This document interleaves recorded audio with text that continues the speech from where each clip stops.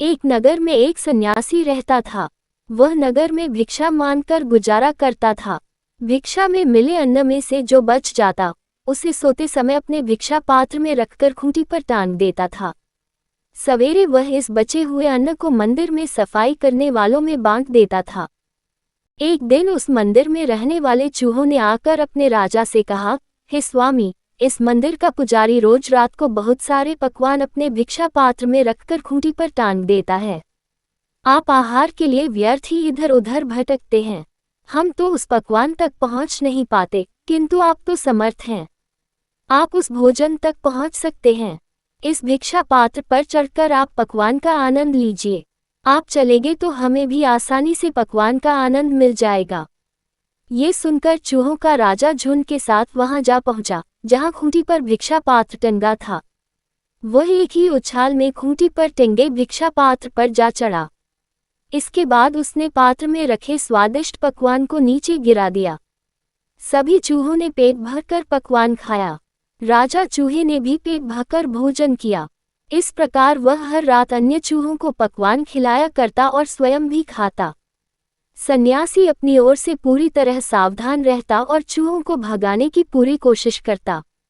लेकिन जैसे ही उसे नींद आती, चूहा राजा अपनी सेना लेकर पहुंच जाता और भिक्षा पात्र में रखे हुए भोजन को चट कर जाता।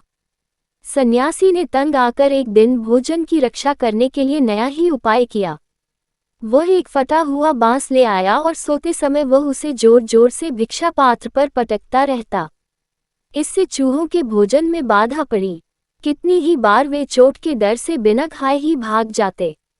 एक दिन सन्यासी का एक मित्र उसका मेहमान बनकर आया। रात को दोनों भोजन करके लेट गए। मित्र धार्मिक कथाएं सुनाने लगा, किंतु सन्यासी का मन चूहे को भगाने में लगा था। मेहमान मित्र ने देखा कि सन्यासी उसकी बात पर पूरा ध्यान नहीं दे रहा है। उसे क्रोध आ गया। उसने सन्यासी से कहा, तू मेरे साथ प्रेमपूर्वक बातचीत नहीं कर रहा है। तेरे अंदर अहंकार पैदा हो गया है। इस पर सन्यासी ने कहा, ऐसा मत कहो, तुम मेरे परम प्रिय मित्र हो। मैं तो चूहे को भगाने में लगा हुआ था।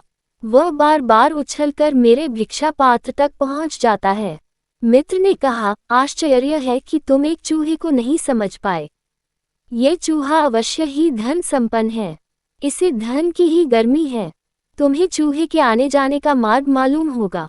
तुम्हारे पास जमीन खोदने का कोई औजार हो तो निकालो। सन्यासी ने कहा, मेरे पास लोहे की एक कुदाल है। दोनों मिलकर चूहे के बिल तक पहुंच गए और बिल खोदकर उसकी सारी धन दौलत निकाल लाए। सन्यासी के मित्र ने प्रसन्न होकर कहा, अब तुम निश्चित होकर सो। वह दुष्ट चूहा इस धन के बल पर ही इतनी ऊंची छलांग लगाया करता था। धन न रहने से उसका बल टूट गया है। अब कोशिश करने पर भी वह तुम्हारे भिक्षा पात्र तक नहीं पहुंच पाएगा।